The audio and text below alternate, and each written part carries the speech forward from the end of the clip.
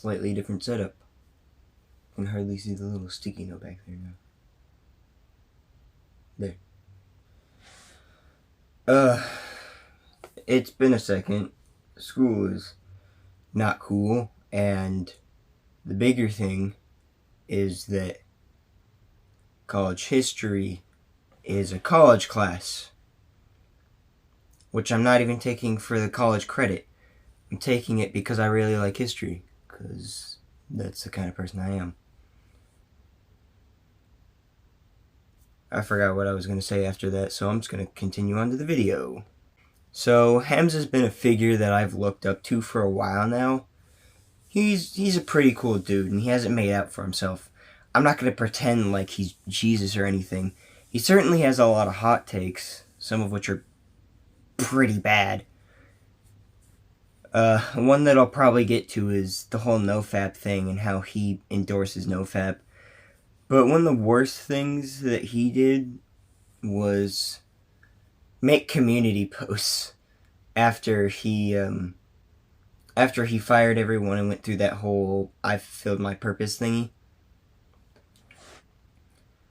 And I just want to take one specific community post that I've mentioned before and shown off before and dissect why it's so bad. I thought I could take a more in-depth approach to this specifically because I didn't really talk about it a whole lot, and the reason why I brought it up was mostly unrelated. It's mostly just to say why I still play video games. It's because this guy over here is not a messiah or anything. But as I stated in that video, the problem with not questioning things is that not questioning things is what gets us into the bad habits in the first place. Not questioning why we had this guilty feeling whenever we watch porn and just assume that that was normal is why we continued to watch it to the point where it became a problem.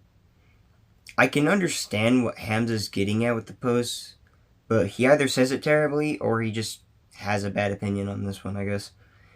The point I think he was trying to make is that you should do what a mentor says without questioning it at first, and then weed out what works from what doesn't. Moral of the story is that Hamza's pretty cool, but his community posts about half a year ago were pretty mixed. I would just stick to his videos, since you have to look at the comments on his community post to make sure that you're not following a fake gospel. The real moral of the story is that questioning things allows you to develop critical thinking skills, which are beyond important for every aspect of productive life. You don't really have to question the obvious things, like whether or not eating meat's healthy, or, say, working out's good for you.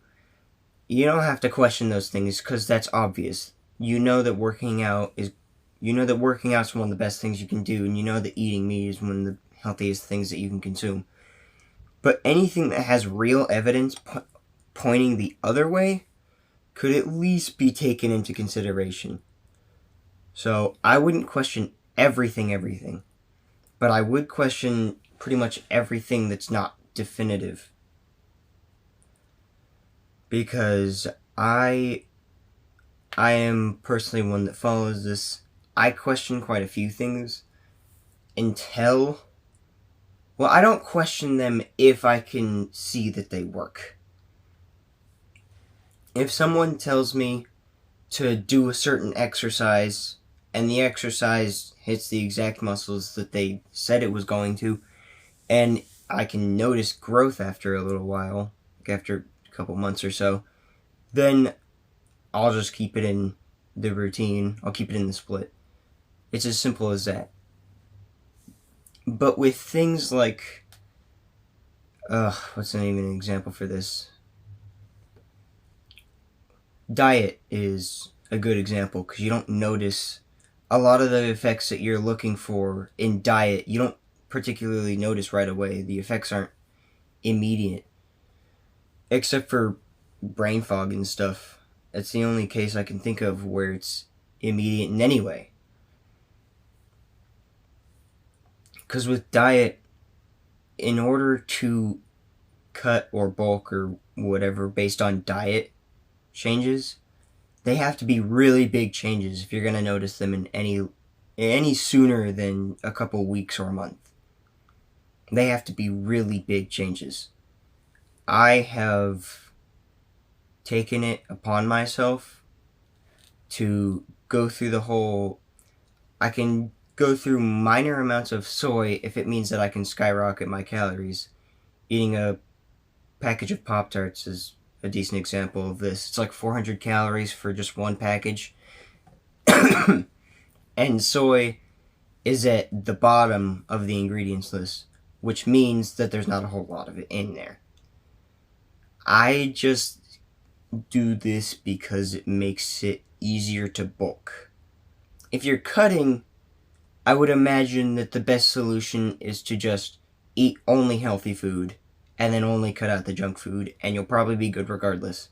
Because it's really difficult to eat. It's really easy to eat 1,000 calories of cupcakes, Pop-Tarts, all of that, but it's really difficult to eat the same weight in food, in peanuts, almonds, anything that's kind of any sort of satiating at all.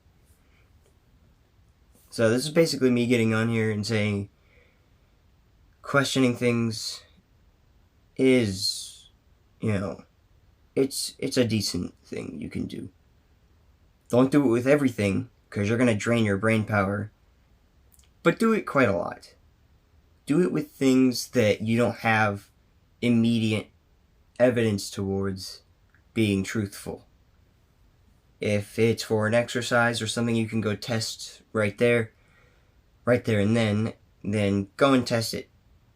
Because obviously, if you have Google, look it up, do a little research. Again, don't do too much research unless it's towards your career or something that's really important to you right now, like what you're focused on. But other than that, I would just stick to not questioning things a whole lot. Still, don't listen to what Hamza says and just not question anything because a mentor tells you not to. No one is perfect. Only one perfect person has walked this earth.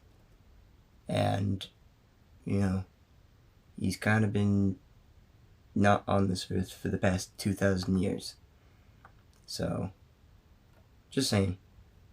Don't follow anyone in particular like their word can be taken as gospel.